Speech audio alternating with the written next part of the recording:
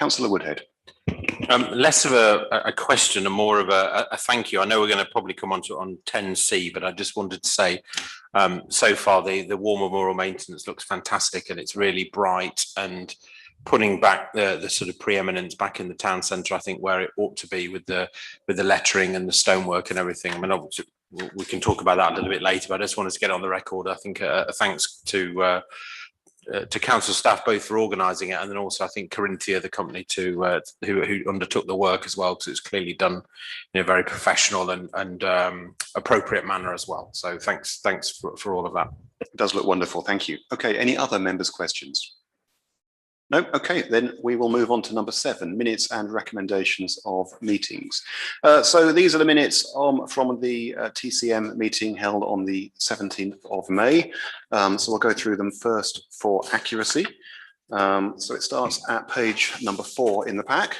So any accuracy comments on page 4, page 5, page 6, page 7, and finally page 8. Okay, would someone like to move that those minutes are accurate, please? Thank you, Councillor Arbone. Okay, so now we'll go through them again, this time for matters arising. So page 4, page 5, page 6, page 7, and finally page 8. No matters arising. Thank you.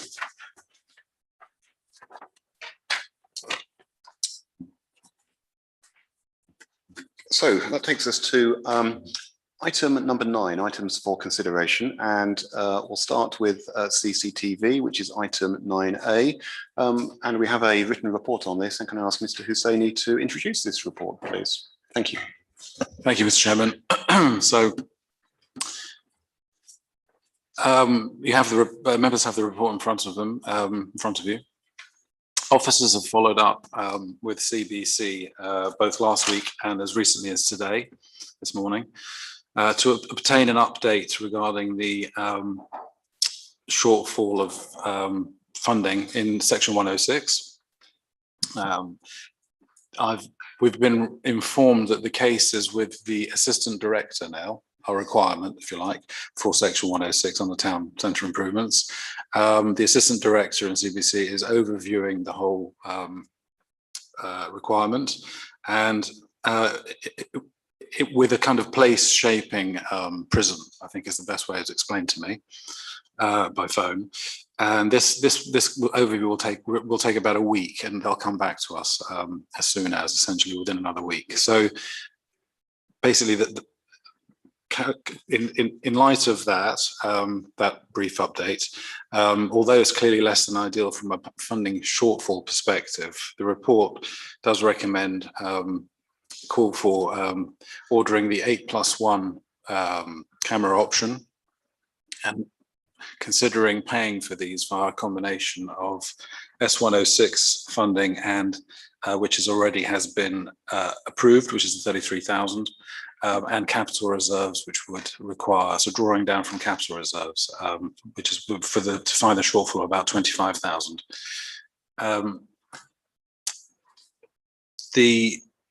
The report also includes the latest position regarding quotes which we've received. So we actually went back and asked the supplier to kind of provide a fresh round of quotes, which come out at the same total for now, and these are also valid till around mid-August now. So that shows that there's been no change, although clearly the trend is that expecting there to be increasing costs due to inflation as the longer this kind of takes to kind of resolve. One other thing to add in, because that's kind of essentially on the capital side, on the officers have also worked in the last report that came through, not included in this one necessarily, but there is the consideration that needs to be done on the revenue side of the budgets as well. And going for an 8+1 option, so that's 8 fixed cameras, one new mobile one, and plus the revenue costs on the one existing mobile unit that we have, would come to a costed indicative £20,330 per annum.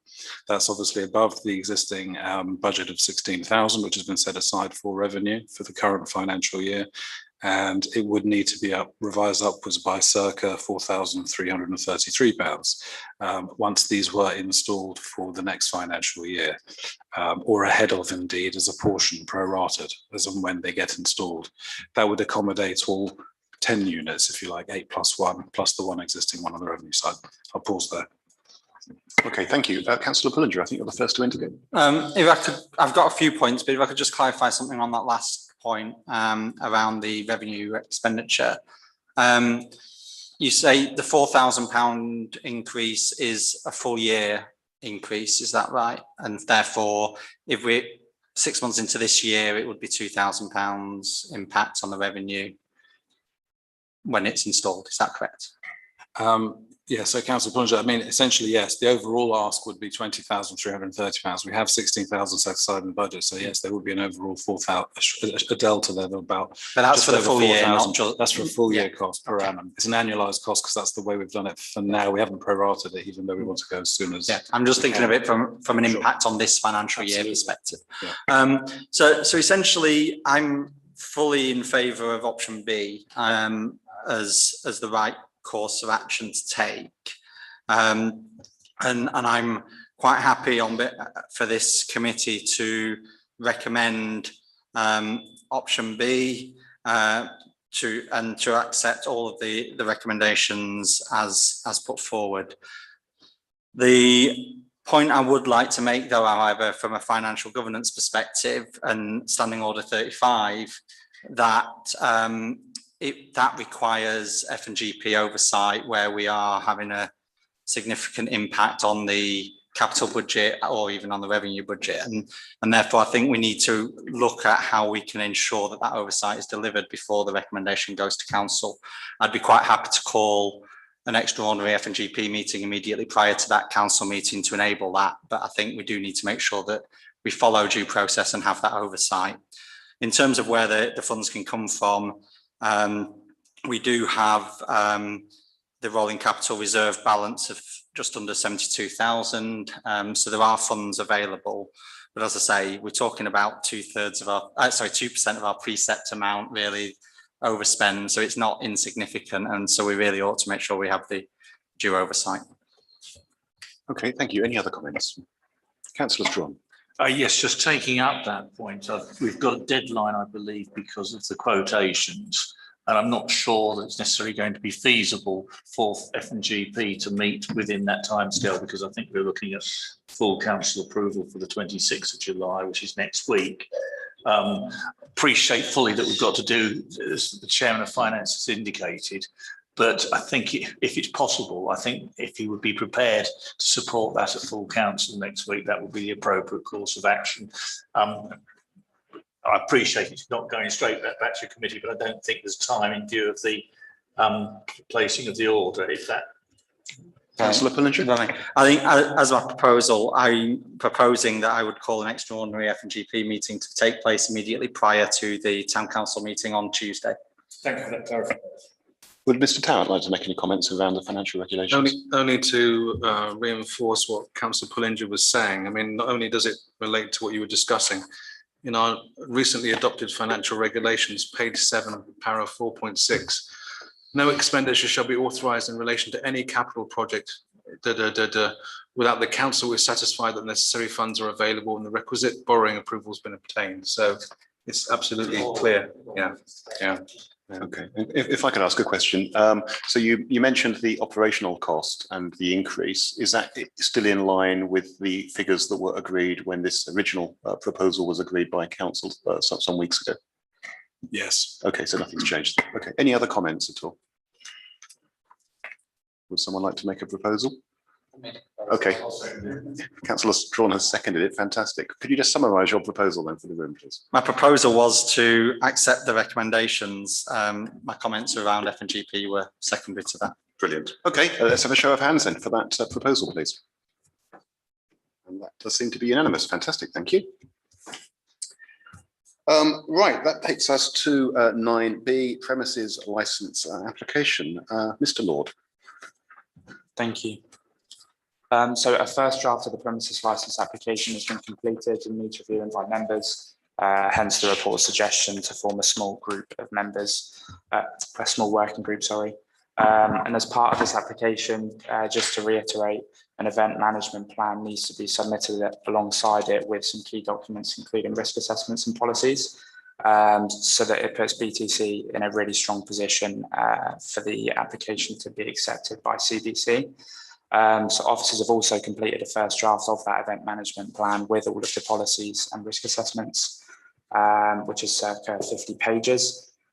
And this is with the intention of submitting this to CBC by the end of August, which with the maximum 3 months review time would mean it would hypothetically be accepted at the end of October in time for Remembrance Sunday and then the Christmas light switch on. Brilliant, thank you. So I have one immediate question, which is if we go to that timeline, will we have to commit any of the expenditure for Christmas ahead of knowing the outcome of the premises license application? Yes. Okay, so that's something to be aware of. Okay, any comments in the room, please? Councillor Strong. Yes, the question, my concern is more Remembrance Sunday than Christmas, because that is something that is absolutely essential that can take place. And after issues over the Jubilee, I'm very concerned that we're not going to be subject to red tape at the last minute for Remembrance Day. That would be an absolutely awful situation. So what is the worst case scenario if we haven't got a premises licence application granted by the 11th of November? Yeah, thanks, Councillor Strawn. There wouldn't be any licensable activities at Remembrance Sunday. I was just saying it just so you're aware of the timeline. So it's not, there's no need for a premises licence, even if there's piped music or other things that might be played on that day for the service. There can't be amplified music. It can be instruments played acoustically. It just can't be amplified, as far as I'm aware. I can clarify that though. With I think we've had amplified music times in the past, and so we need to be very careful about how we get it organised, that event, if the bar is on amplified music, so that we don't breach the rules accidentally. My understanding, and it would be worth double checking, is that if the music is incidental to the main event, and I think it is, then that doesn't make it a licensable event. But we should double check. I think we just need absolute clarification so that there is no doubt, because there'd be nothing worse than it being having to cancel it because of a piece of bureaucracy. Okay. Councillor Pullinger. Yeah, I think I'd just make the point. I think we just need to make sure that hopefully the Sea Cadets are available to produce all the music that we need, and then there won't be any requirement for pipe music. The actual speaking and the service itself is certainly not licensable activity. It is the music that would potentially be. But in any, I think it's a minor concern in terms of that particular event. I think we would work around any constraint we might have should that be the case, but I don't think there would be an issue. Okay, thank you. Any other comments? No. Would someone like to make a proposal? I'll propose to accept the recommendations. Okay, so that is agree to the timeline and the approach, and appoint a small working group to work with officers. So we'd need to have some volunteers for that working group. Would anyone like to volunteer? Councillor Alburn, thank you. I would also be happy to volunteer. Anybody else? And subject to timing of the meetings, I would as well. Yeah. Councillor Strawn and Councillor Pullinger. So we have 4 people.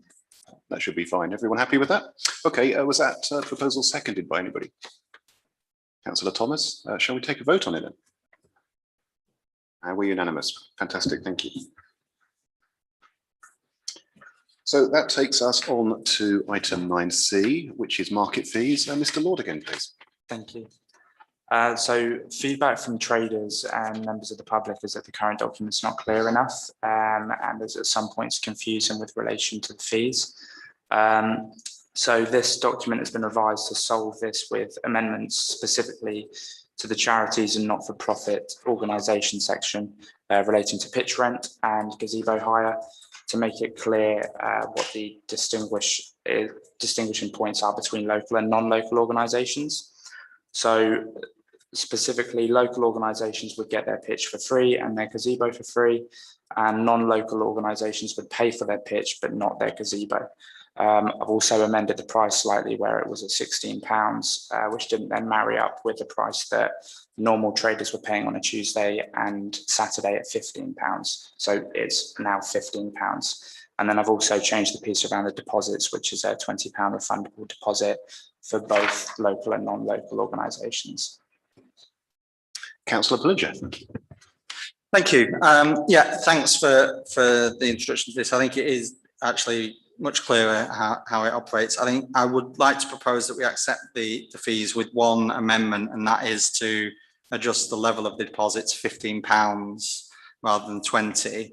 The reason for that is really just administration burden of any non-local organisations having to come back to the town hall to get £5 back, when it would be probably much simpler if they turn up that they don't have to return to collect any deposit. So subject to that amendment, I'll propose the fees as laid out. Thank you. Would anyone like to second that? Thank you. I think Councillor Woodhead was first. Okay, any further comments, please? Councillor Strawn. Yes, just an observation. We're in the middle of the financial year, and I hope that it will not be necessary to make fee amendments at this stage in this financial year in the future. Appreciate it's a tidying up exercise, and I think it's something that we need to make sure, and I think the Chairman of Finance already has it in mind, to make sure that we set fees sufficiently far in advance of the precept meeting so that we can actually talk through any anomalies there may be without the pressure of having to do it on one particular night. Thank you. I think Councillor Bridger is keen to respond.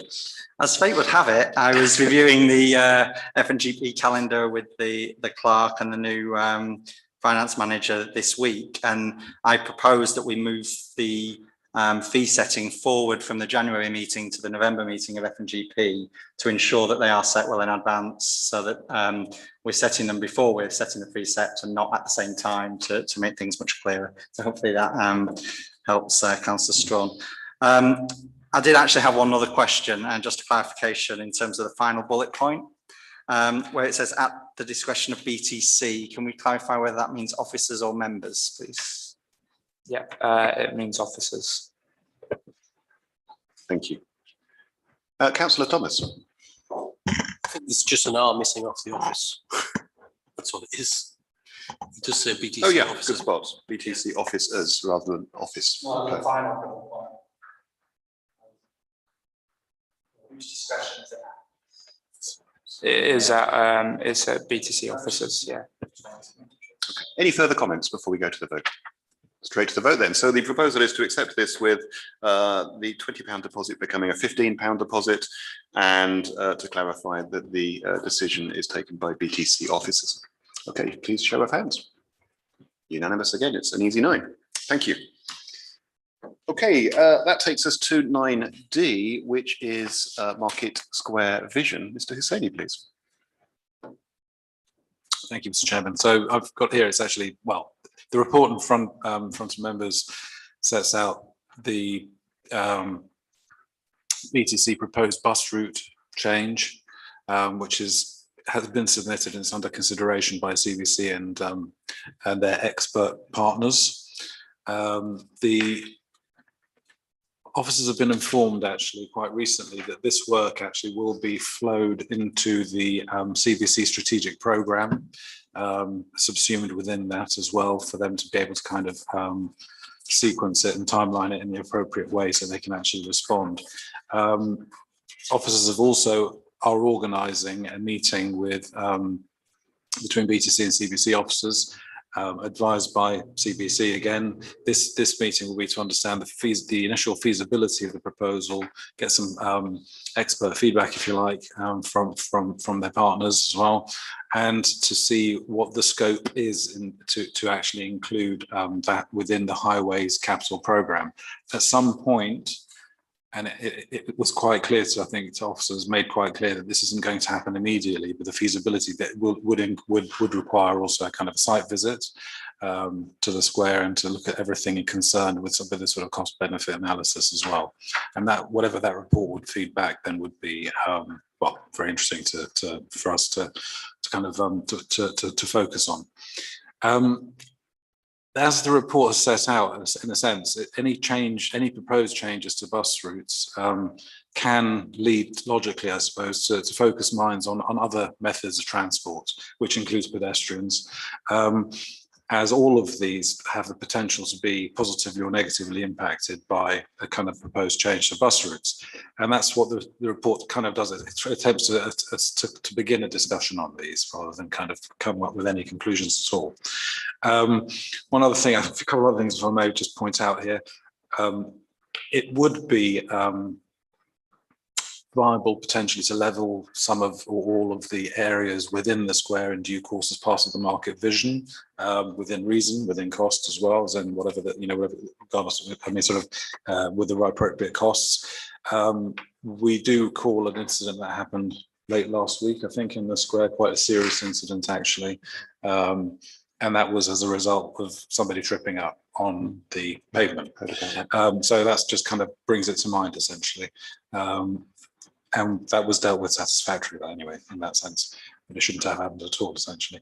Furthermore, the report also does place Century House within scope of this ultimate vision. So again, it just sort of starts that sort of, it opens up that kind of discussion, if you like. Finally, if I may, I think officers have recently written to CBC at a very high level to plan a kind of workshop around what, where, how, and what's going to happen. And we're, I think, awaiting a response. That's that for now. Okay, thank you for that. Very clear. Councillor Bullinger, I think you're first. Thank you, and thank you, officers, for the report. I guess I've got a few comments in that. Broadly speaking, I'm supportive of the direction of a number of the suggestions. I'm just concerned that we're not ready for it yet, and we're not at the right position to go forward. So the first thing I would say is the Biggleswade Town Centre adopted strategy and master plan, good as it is 11 years old, and I think it's really good that we should have such a document, but we should have one that's new and updated and reflecting the current position of the town with all of the expansion that has happened and is potentially going to happen, and how that fits into the requirements for the town centre as well. In terms of the proposal of levelling the pavements and roads in Market Square, I think that's a great idea. I've been thinking the same myself for some time. I think the big sort of elephant in the room, though, in all of this is Century House. And until we know what's happening with Century House, it's very difficult, really, in my mind, for us to go ahead and do any significant works in the rest of in the Market Square area, because whatever happens to that will undoubtedly have an impact on what we can and should do.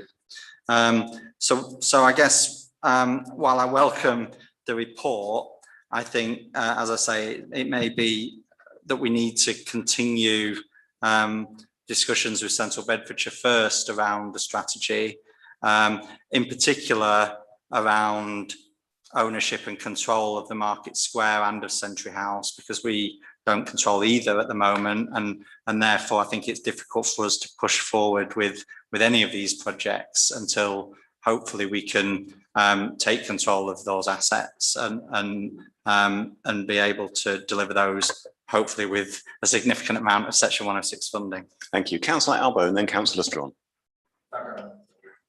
Okay, thank you. Yeah, I like Councillor Pullinger, I support the direction of this. I think this is where we want to see things go in the long term. The pedestrianisation of the Market Square, I would love to see. I'm guessing there'll be some sort of resistance to some of that from a parking point of view, from businesses and others. So that needs to be taken into account, and if it is, and as the report suggests, there should be incremental pedestrianisation. I'm very sort of concerned about shared space in those circumstances when we've got vehicles and pedestrians sharing the same space. Shared space is supposed to work.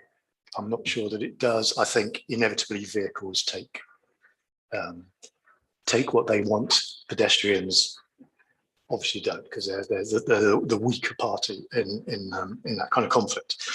And any shared space, we need to consider the visually impaired community. The shared space, or the so-called shared space in Hitchin Street, I think the thing that underlines what I was saying about vehicles, they just take over. If you look at parking is willy-nilly down Hitchin Street. It's hard sometimes to walk down there. But yeah, the visually impaired community were obviously very concerned about that when it was installed. So we don't want a repeat of that. So those are my concerns. So if we're talking about incremental pedestrianisation, which I think would probably happen, would have to be incremental because of the pressures on from businesses on parking. So yeah, that's I think it's the right direction, as I said, and I have those concerns. Okay, thank you, Councillor Strong. A very thought-provoking report and set of recommendations, but in my view, I think it is premature, not because the idea is necessarily wrong or right, but because I think things have moved on dramatically. There's a lot of reference to the master plan, which I've got a copy of here, from 2011. And next example, I think there is a conflict with the proposal of the pedestrianisation of the Market Square, because in this master plan, there is reference to making sure that anything like that is matched by parking. It also covers the issues of parking and the nature of the parking that we have available and those in control of the parking. So I can't support these recommendations per se today for many of the reasons that have just been elucidated by Councillors Pullinger and Allburn. I personally think that we should be looking at reviewing and updating the master plan, which unfortunately was created by CBC, not by the Town Council. Therefore, we will need to negotiate with CBC, and it ties in with the future Century House, the ownership of the Market Square, and all these related activities.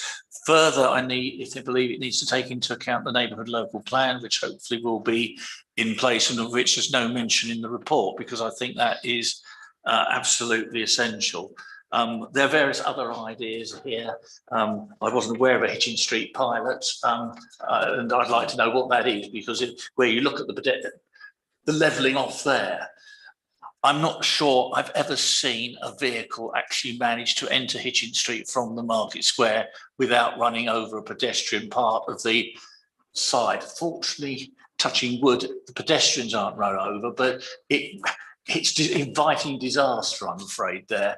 So I think we should be looking at this very seriously, but I think we need to be opening a consultation with CBC over a number of points with a view to updating the Biggleswade master plan. And ironically, when I was looking at the master plan, I put forward suggestions at the neighbourhood local plan about how a certain area of the town, the Aldi site in that area, could be developed, which would actually tie in quite nicely with the original master plan. But we've now got to be looking not for the last 10 years, which things are happening, which are just referred to in the master plan, such as the station and the station hub. So with great respect, I think this is absolutely wonderful to get the dialogue going, but I don't think I can support the recommendations at the moment. I think we need to go back and look to starting the process of reviewing the town centre adopted strategy and master plan, looking at the sustainable transport, which you've had reports on recently, looking at the future of Century House and the Market Square, looking at all the points that are in this master plan, the references to parking in particular, and the difficulties that we have as a council on parking. So if I may, I'll put forward a proposal. I'm quite happy for it to be tweaked and moved, but I think that we welcome the report, but that we need to be opening discussions with Central Bedfordshire Council with a view to updating the Biggleswade Town Centre adopted strategy and master plan to bring it up to date in light of all the changes that have occurred since it was created, with a view to improving the environment and the ability for the town to integrate with the town's the Market Square area. Would anyone like to second that? Councillor Pullinger, I think. Councillor Woodhead. Thank you. I'm probably just repeating some of the same points actually, but I did find the report very informative, and I think, as others said, this is probably the right direction, sort of medium term we want to be going in. Just to reiterate Councillor Albone's point about Hitchin Street, it's a complete nightmare down there, especially walking down there with a small child. People don't look when they're pulling out. The takeaways make it even worse because people are pulling in and out all the time. The chip shop, etc., Guns Bakery, whatever. The pulling in and out is abysmal because there's no obvious pavement, there's no obvious road. So I think, whilst I appreciate the pedestrianisation of the town square, the market square is a good one, we do need to be careful about how this shared space has worked. I've also seen it where it hasn't worked in other places as well. If you've ever been to southwest London around Kensington, they had one near the museums. They've now stopped that because it didn't work, and the taxis and all the rest of it. So there's been examples of where it's worked, where it hasn't worked. So I think, yeah, the broad direction of travel is great. Let's learn some lessons from the Hitchin Street issue and try and take that, the positive bits of that forward and look at the road safety aspects as well, I think. Okay, Mr. Tarrant. Okay. It's helpful to remind members that for a period of months now, we've been very keen to engage with colleagues at Central Beds to do some joint working and to better understand what the strategic options might be, which would then inform this paper. I wrote to the director of Central Beds, I think it was 2 weeks ago, to agree with their preferred approach. And the preferred approach is 2 stages. Stage number 1 is for officers of both councils to work together in the forthcoming weeks and to look at a variety of different options, including Century House, to do some on-site visits and to gather that intelligence together. Once that information is brought together, then we will combine with a paper for council, setting out some options for you to consider. Yeah. But what we're very keen on here, I think, is to try and get some impetus and try and accelerate some of this change, but to properly work in partnership with Central Beds to try and drive this forward. And all of that big conversation over the forthcoming weeks will be a background to some really interesting options that are set out in this paper, and it will inform all of that. And hopefully we can begin to make some real change happen. Okay, thank you. Maybe I can make a few remarks and I'll go to Councillor Pullinger and Councillor Thomas, who've both indicated as well. So firstly, I welcome the report, so thank you for that. I think the idea of having a single level is something that we should look into, but I completely agree with Councillor Albone. We have to consider the partially sighted, need to understand best practice there, things like tactile surfaces and what could be done to potentially make that safe. I think it would certainly help us when we want to have an event in town to not have the barrier of the curb and the road area, but I have some concerns over safety. The idea of repurposing the site of Century House for some sort of all-weather market or event space, I think, is also something that is very interesting to explore.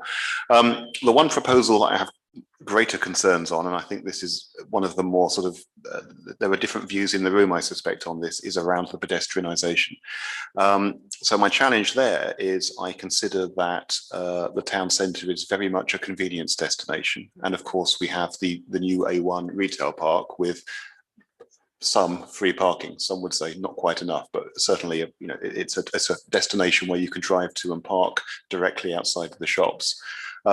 So I think before we go down the road where we look to stop that convenience parking in the market square, which I think would have a dramatic impact on the character of the square, I think it's really important we look at other areas where pedestrianisation has taken place and understand the impact on footfall, the impact on the businesses.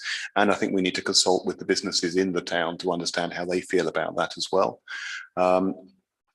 So those were my remarks. So I see Councillor Strauss indicating as well. So if I stick with the original order, if that's okay. So Councillor Pullinger, Councillor Thomas, then Councillor Strauss. Yeah, thank you. So I just wanted to address my thoughts on pedestrianisation as well, actually. So because I didn't originally, but I think certainly as I said previously, the level surface, I think I agree with.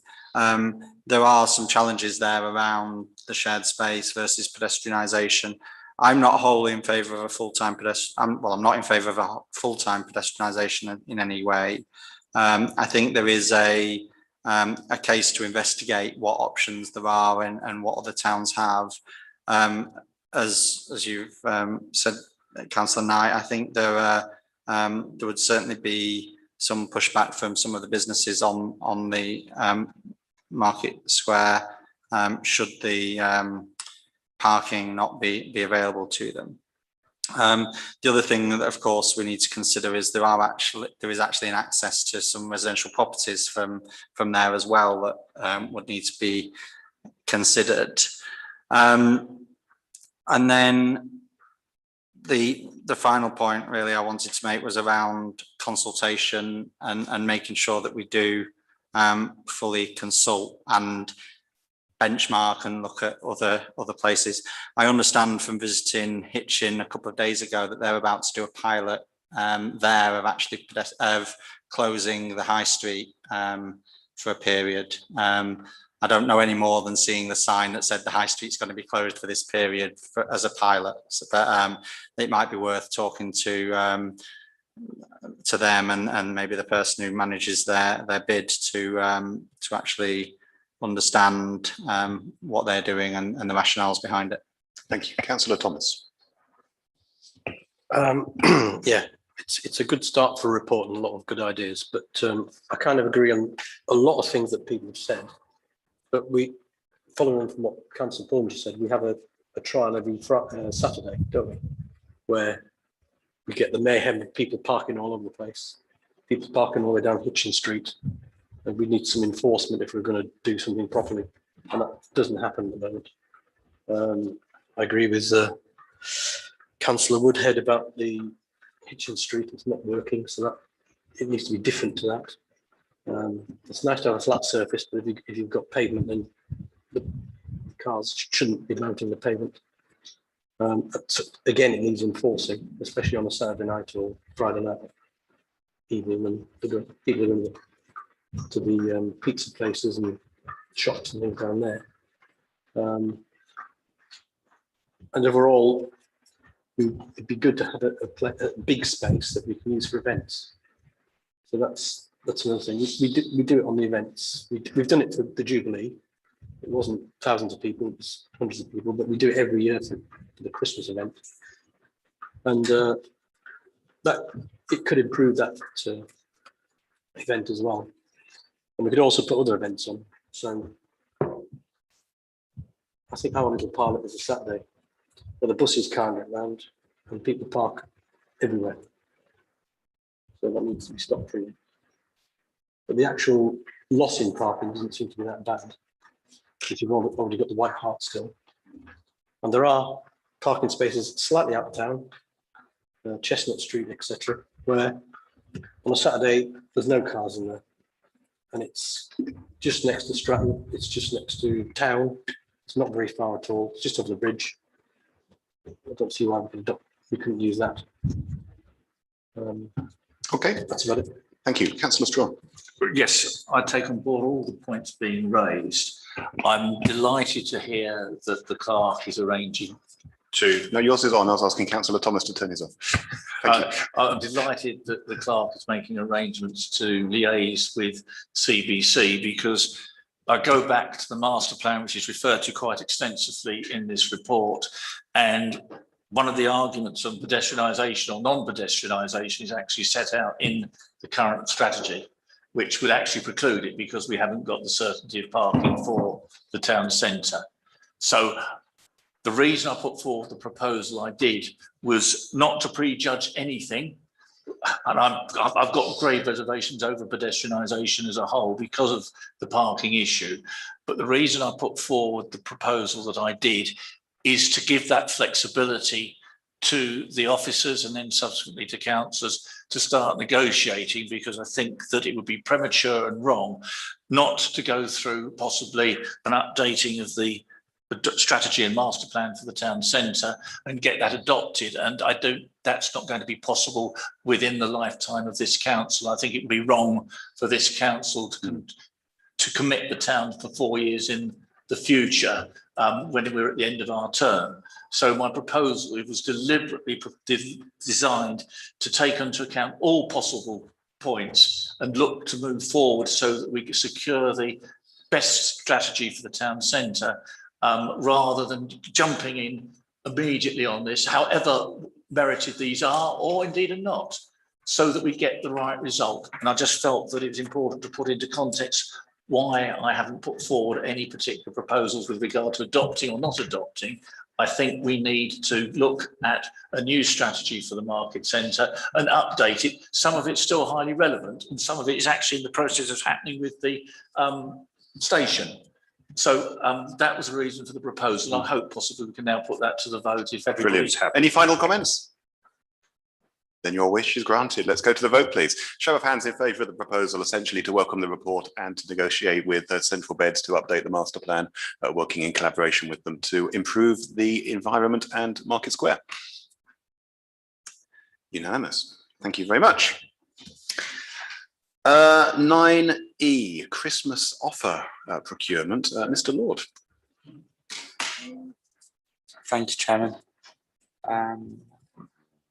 So all procurements now completed, in that we've had 280 views on the online contracts finder tender, but we didn't actually have any responses through that, disappointingly. Other than that, we've approached 40 companies manually for quotes, and some are expected this week. So since the report went out, we had 2 site visits last week around the gaps in the quotes. So that's the festoons, the staging, sound, lights and the light show. I've received 1 quote from one of these site visits this morning, and another one is expected tomorrow. At this point, the budget forecast outturn for the entire event is 27.5k from a total of a 25k budget, which obviously represents a 2.5k overspend, and this is despite selection of the cheapest quotes at this point. This is largely due to the repair of the Market Square tree lights, which obviously we hadn't done in previous years, as far as I'm aware. So tree lights haven't been inspected until recently. This has shown that only 50% of the lights are in working condition, which was on the Jubilee night.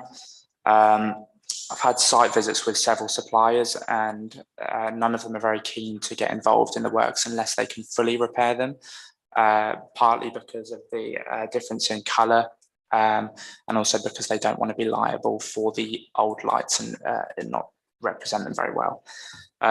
So ultimately, officers would suggest also, further to the recommendations of the report, that members agree to form a small working group, very similar to Jubilee, as I personally found that to be very effective. And that's it from me for now. Thank you. Okay, who would like to go first? Councillor Alban.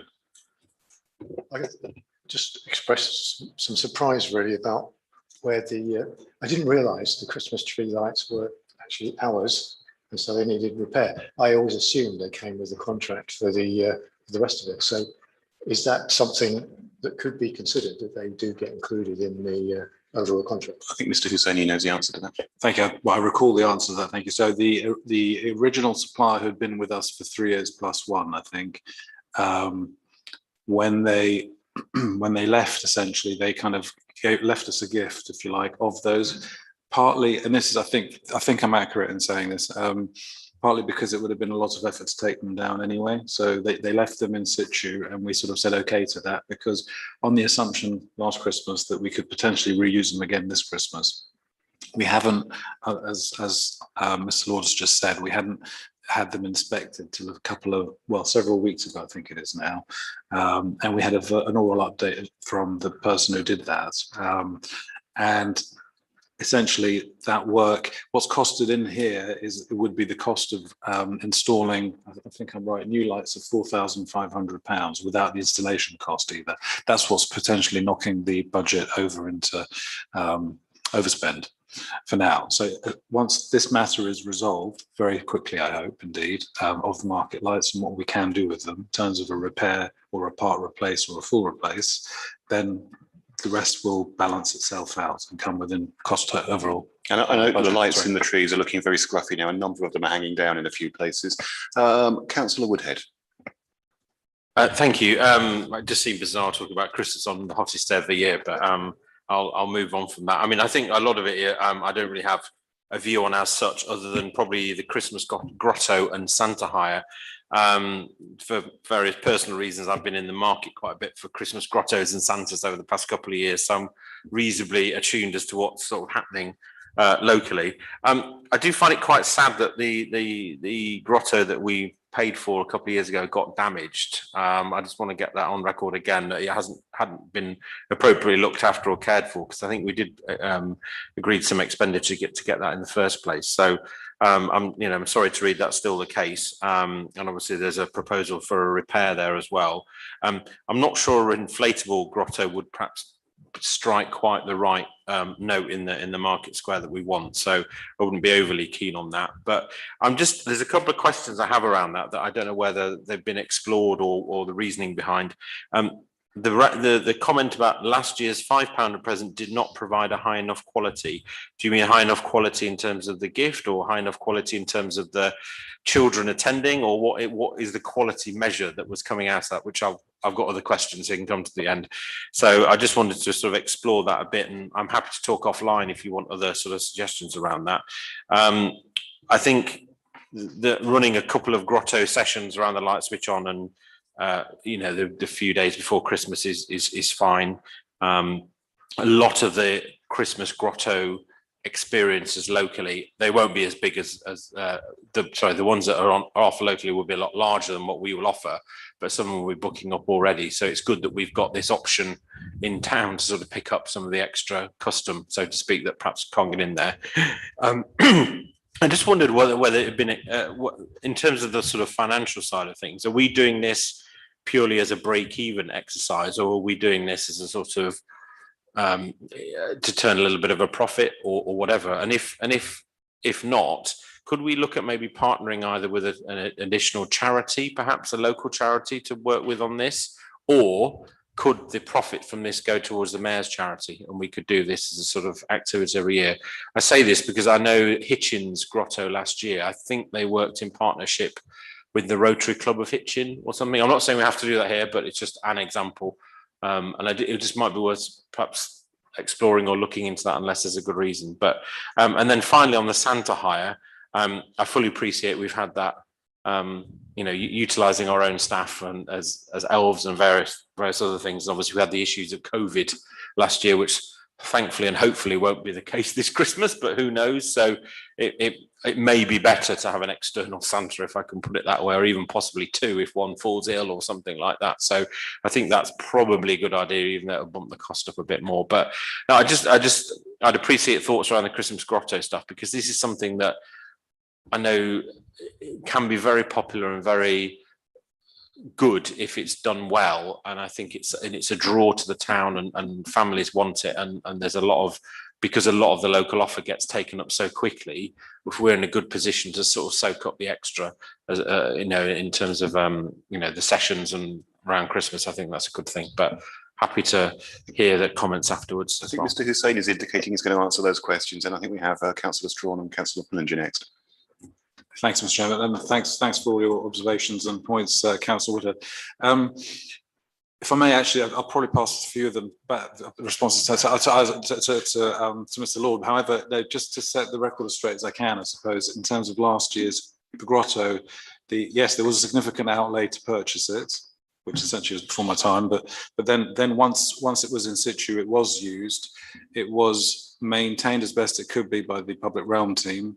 My understanding is that at some point in the dismantling of it, at the end of the event, if you like, last Christmas, it was windy as well, and the structure was had been reinforced by the public realm team as well, because it was stuck together with Velcro. So something went wrong with one of the panels, which snapped, because they were quite easy to snap. Since then, we've been carrying one snap panel, which funnily enough is actually the flagship one at the front, saying kind of merry, sort of Christmas, I suppose, or half of it, if you like. And that's the cost of replacing that panel now that we're looking at in this part of the report here as one option. Would it break in future? It's possible, depending on the weather, but not necessarily on the handling of it, I'd suggest, because it was cared for as best it could be, I think, and also in terms of the framework that's been put in place, the wooden, sort of structure that is more secure than it has been. I'll pull, well, one last thing actually, if I may, in terms of the numbers of events and kind of are these run for a profit or not. I mean, if were they to generate a profit, certainly this would be ploughed back into charities, my understanding anyway. So partnering up, as your Council Wood has suggested, with a good charity would be a good thing, I think, actually, because that might assist also with some of the operational aspects of it as well. But, sorry. Yeah, I also agree with the charity piece. I think it's a really good suggestion, so thank you. As for the business plan, I can definitely explore that with Mr. Hosseini. I think it might be a bit of a struggle to even break even if we're spending £500 on repairing the grotto and then potentially £8 a present. And obviously we wouldn't want to overcharge at what is quite a difficult time of the year financially, especially with the cost of living. But I can look into it to see what the difference might be between the expenditure and then getting money back. Thank you. Councillor Strawn. Thank you, Chairman. An interesting discussion. I appreciate Councillor Woodhead's comments. I always thought Santa would provide his services for free, and he has done spiritedly. Now, as a fan of Scrooge, I can quite understand wishing to charge for it, but Santa has historically in this town always provided his services for free, and just taking into account the direction with profit, etc., possibly going to charity, I have absolutely no doubt that Santa could be obtained for free without any too much difficulty. I also quite, usually I'm against too many working groups and things, but in view of the fact that the officers are requesting it, maybe that the idea, one or two ideas could be forthcoming that we can progress matters, and if the officers would actually like councillor involvement, which I would find most unusual in many respects because they prefer to deal with things without our involvement. I think that possibly a small working group, maybe the same people doing the premises, could actually just look at it on that basis to progress matters. But certainly I would hope we could achieve some savings, such as with Santa. I look at the budget and I'm surprised that the Christmas tree and not just the festoon, the Christmas trees and the Market Square lights aren't treated as part of the the lights situation rather than the activities. I'd have thought they would have fallen within that budget personally. But I'm sure that something could be done and we can provide a good system. And in view of the difficulties that there have been, the history of the Christmas lights goes back a long way in this town, and the way it was started, where it's the local businesses that did it, it's only Town Council and Councillor Albone will correct me on this, it's only 10, 15 years or so.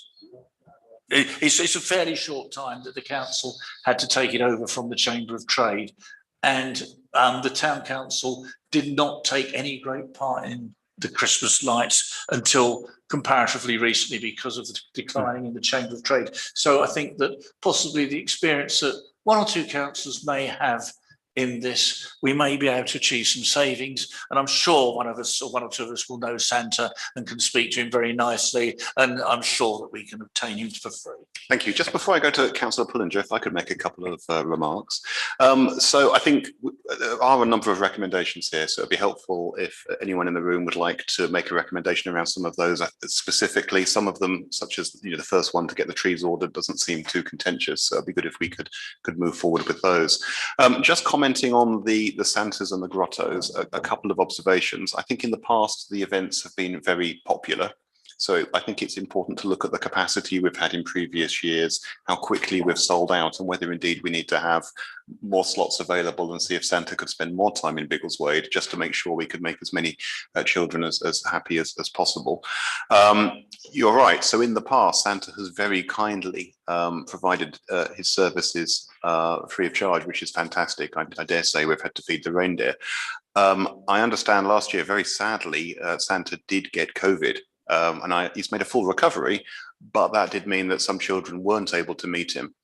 So I think it is important that we have a plan for at least, if we can't have the real Santa, maybe someone who has a close resemblance could act as understudy just to make sure we don't have to cancel events.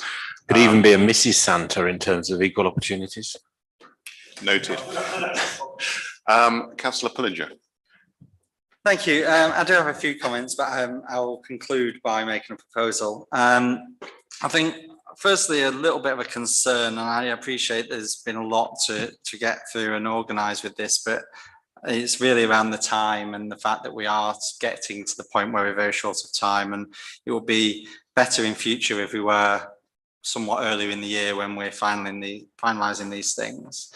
I do have a couple of questions and a couple of further comments. So, one of the questions is around the, particularly around the lights and the stage sound and lighting in terms of the period we're seeking quotes for. Is it just for the 1 year event, or are we looking to go into a longer term agreement so that we don't have to go through this process every single year?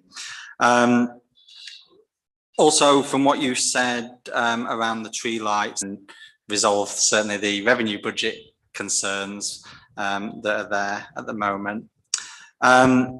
Regarding the Christmas trees specifically in terms of the quotes, so my understanding is that the quote last year included things like the stand for the second tree.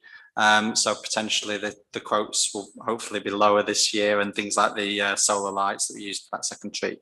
But in terms of the second tree, but also for that event as a whole, and it's probably too late to look at that for this year.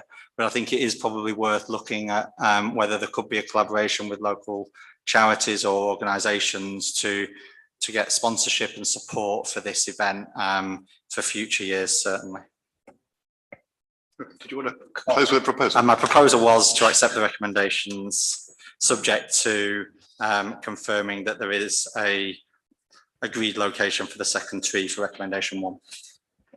Thank you. Would anyone like to say? Are quite clearly affected by people being locked down where they couldn't go out and they couldn't commit crime. Well, it was harder to commit crimes because if you were out, you were doing something you shouldn't have been doing. I think that Councillor Knight and I can actually raise some of these issues with Inspector Mexted when we see him, and then we can report back effectively to council and to this committee in due course. Thank you. Any other remarks? Councillor Pullinger. Thank you, and thank you for the report. Just a couple of comments. Firstly, you say that you obviously haven't had a chance to analyse the data yet, but as you also mentioned, there is certainly anecdotal evidence that there has been an uplift or surge in commercial. Thought I had in particular reference to Councillor Strawn's concern around assault is obviously the police won't be able to divulge identities of the people involved, but it would probably be interesting to know, are these serial offenders and ongoing issues with a fairly small number of people, or are they completely independent events? Sunday, Mr. Lord again. Thank you. A productive meeting was held in early July with the Royal British Legion, and another meeting for responsibility. The invited guests are now confirmed. So this will be Ruth Bell, the Deputy Lieutenant, and then Councillors Fage, Woodhead and Russell. Result in terms of the bottleneck inside the War Memorial where wreaths were being laid, and then wreath layers were doubling back on themselves, creating quite a tight space. So they'll just exit the other side of the cenotaph. Attend the event, was my understanding, although they have community safety officers who do at past events. But that is something certainly we'll be raising both with Inspector or at the meeting, and also with the Safety Advisory Group risk assessment, which we run anyway with this. Okay, thank you. Any other questions? Councillor Strawn. Just come back on that. I appreciate this has been the issue with the police over, I'd say, approximately the last 5 years. It certainly wasn't an issue 10 years ago, 20 years ago. It is only something that has become an issue in the comparatively recent past, and it is a big concern, and I appreciate the pressures there are on the police on that day and generally within Bedfordshire, but it is something that does cause me considerable concern, and it's not acceptable to me that on Remembrance Day of all days that they are not able to police, whether it be with special customers, PCSOs or full-time serving officers. And it's something that I think Councillor Knight and I will bring up with Inspector Mexted. Councillor Woodhead. Thank you. No, I think the proposals seem very thorough so far, and I'm going to be involved in some of the working group meetings as we get nearer to Remembrance Sunday in itself. I'd just like to say, I think it's a really good idea to get the community safety group to distribute the programmes. I know we had a few issues last year. We tried to get people to do it online and we put it on the website because of the whole COVID risk and, you know, distribution, but it obviously didn't work. People wanted a physical hard copy programme, and I think we just need to run with it. So, and if that's what people want, then obviously we have to distribute it, and it's great that those volunteers are able to do that, because I think putting that additional pressure on town hall staff who are already going to be busy helping run the event, I think hopefully will relieve a bit of pressure there. So I think that's a really good idea, and hopefully a kind of win-win for the town across the piece. So thank you for that. Thank you. Are we ready to move on? I think so. Oh, sorry, Mr. Tarrant. Observation, Chair. Just for clarity for Councillor Strawn, I did take this up with the police last year, and the response back from Bedfordshire Constabulary was that obviously we know they're a poorly funded constabulary. We know that they've got significant challenges in regard to demand. We know that they have a relatively low ratio for constables to members of the population. They effectively have kind of realigned, taken a view to realign their responsibilities. And in that sense, for occasions like this now, they don't deem it to be their responsibility to play an active part. So that was the eventual conclusion to conversations last year. So I think there is a challenge going forward about how we police or support such events, which may actually default to the town council. Thank you. Councillor Bellinger. Thank you. So I do know that for in general, the police do not support road closures for events anymore. So we know that the carnival have had issues with that. I know that when scout groups and districts want to close roads for St George's Day parades, for example, they have similar issues, and effectively it's no problem getting the approval from the council to close the road. The problem is manning the closure and the costs that come with that in terms of having people suitably able to do that. That said, my understanding is that the strong recommendation, I think is the way I would phrase it, from central government to police forces, is that for remembrance events, they should be more supportive. So despite them not being in general, the expectation is they would be more supportive. Whether that obviously transpires is another matter. And I guess there are potentially, if we don't have success talking to the operational staff, there may be some, I don't know if there's any political levers we can also use with the Police and Crime Commissioner and things like that as well. Thank you. I look forward to hearing who the Home Secretary is at that point in the year. Councillor Strong. Yes, I think the issue that arises in taking on board the clerk's comments, Councillor Pullinger's comments, is that I think we should be expressing our concern as a council to the Police and Crime Commissioner directly, and with a copy to the Chief Constable as a matter of courtesy, because quite frankly, to me, for the police not to support Remembrance Day is unacceptable. So maybe we have the conversation with the inspector, and if that's not satisfactory, we follow up with the letter you suggest. Thank you very much. Let's move on then. 10C is War Memorial maintenance. So just to echo the comments of Councillor Woodhead, I think it does look fantastic. The community has certainly remarked it looks much better. Mr. Hussaini, I think you're going to cover this. I wonder if you could also give us an indication of your views around future maintenance and what the maintenance cycle should be, if you have any idea of that. Thank you. Thanks, Mr. Chairman, and thanks for your remarks, and also for Councillor Woodhead's earlier as well relating to this. I can confirm indeed that the repair work, re-lettering work and cleaning work done to the memorial was completed in the middle of last week. And I echo the fact that it looks excellent, particularly in the sunshine at the moment. And photos have been taken and done for communication purposes as well, including bulletin most recently. One other thing to say before I respond in terms of the cycle of this, we have a report going to the 26th of July full town council meeting, which will have 3 quotes which were secured, which officers have secured now, for 2 plaques That will cover in terms of costings, the wording to be applied. There's various options on there, and the positioning of actually where they're going to sit within the actual perimeter of the war memorial itself. So that's to follow next week. In terms of responding, in terms of the annual or kind of a multi-year cycle, that's something which we are actually exploring with CBC now that they've paid, essentially, in terms of working out how much longer, how often we would like it to be maintained, if you like, just beyond, not just within our public realm team, but actually beyond in terms of specialist work, and what the kind of normal cycle is. And I haven't got an answer yet for that. Thank you. But we'll let you know soon. Thank you very much. Okay, Councillor Pullinger. Thank you. I'd like to echo the comments about how good it looks following the maintenance work.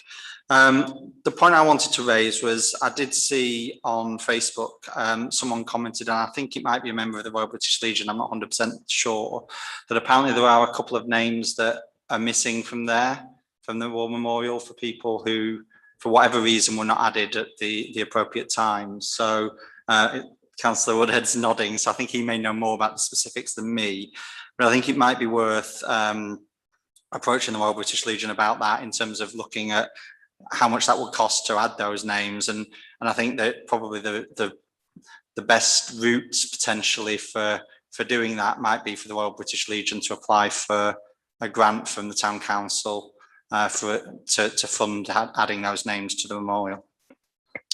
Councillor Strong. I haven't seen the comments on Facebook, but I do recollect hearing in the last couple of years in conversation generally about this, that there are a couple of names that are missing from the War Memorial, and may I suggest that the officers do contact the members of the Royal British Legion to find out the details, because certainly if there are names that should be on there, I think we should facilitate that as far as possible. Councillor Woodhead. Yeah, no, thanks. I did see those comments actually Councillor Pullinger referred to, and I did tell the particular person concerned to get in touch with the council. But what I might do is I might follow up sort of separately and just encourage either to come through me and I can pass it on to the officers or whatever, because clearly if there are names missing, and I've no reason to doubt that there aren't, but there's going to have to be quite a significant documentary trail with various other historical things that need to be all aligned up. We can't obviously just take people's word for it. There's going to have to be quite a bit of research that needs to go on. There is space to put additional names on the sort of Malaya plaque, for want of a better phrase, at the southern end of the War Memorial. So there is space to include it, but I said there does need to be quite a bit of paper trail that would need to be looked into as well. So, but I'll drop the British Legion a line and try and fix a meeting with them and see if we can pursue it further. Okay, ready to move on? I think so. Okay, 10D. So Mr. Hussaini, an update on the Great Big Green Week, please. Thank you, Mr. Chairman. So as briefly as I can. So officers recently met with Neil Spencer from the Future Action Biggleswade organisation. Mr. Spencer confirmed that he is looking to pull together a event on Sunday the 25th of September with circa 10 stalls, could be plus or minus, subject to weather, etc. These will include the CBC environmental team, and also that team bringing along a giant waste collection cube for the square. No power would be required for this at all, this event. Now, although this clearly isn't a priority, BTC priority, it's set out on our kind of priorities list, if you like, BTC officers will still be able to kind of provide a few gazebos to support the event in collaboration with CBC, who would be present on the day. The event, more generally speaking, is growing in popularity and scale over the next forthcoming years, and it doesn't interfere with the charter market, as this will be on a Sunday. Last year, just to refresh memories, essentially, BTC only really managed to provide a very short policy statement, if you like, put outside on the notice boards. So it's officers' intention to do as little as we can, whilst at least while supporting as best we can this event going forward. Thank you. Any comments around that, Councillor Pullinger? Thank you. I have no issues with the event taking place. I just would like to make one comment in general around agreement to events of this nature, or from any organisation that seeks to hold an event in the town square, and that is what is our policy in terms of agreeing to these? Who makes that decision? Is it officers? Is it members? My understanding is it should be members at the moment, because we haven't sort of delegated that sort of thing to officers. So while I'm in favour of it, I don't have any objection to it. I just think we need to be clear on what the due process is for agreeing these things in the future. Thank you. Any other comments? No, policy sounds like a good idea. Okay, we will move on then. So the last main item on the agenda then, 10E, which is car park traffic regulations orders. And just a reminder, we're discussing this in open session, so we need to be a little bit careful. Mr. Lord. Thank you, Chairman. So officers appreciate it has been some time since the TRO amendments were agreed by members to be completed by officers.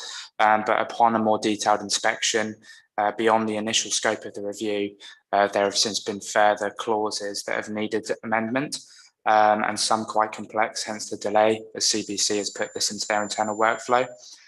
So officers can confirm that the initial misleading wording in the initial TRO has now been amended and agreed with CBC and the legal team, and the further amendments that have been picked up have also been amended too. Officers would like to thank the TCM chair with his support in reviewing these documents. We're just awaiting a final answer relating to the legislation around parking in the market square, and then it's done. Thank you. And my understanding is once we have a draft everyone's happy with, they can be implemented fairly rapidly within a week or so. That's correct. Thank you. Any questions on this? Movie noted. Marvellous. Thank you. Okay, that takes us to item 11, public open session to adjourn for up to 15 minutes to allow members of the public to put questions to the committee. Are there any members online? No. Would the member of the public in the chamber like to speak? No. Fantastic. Then there are no exempt items. So I will thank everyone again for coming this evening on this very hot evening and close the meeting. Thank you.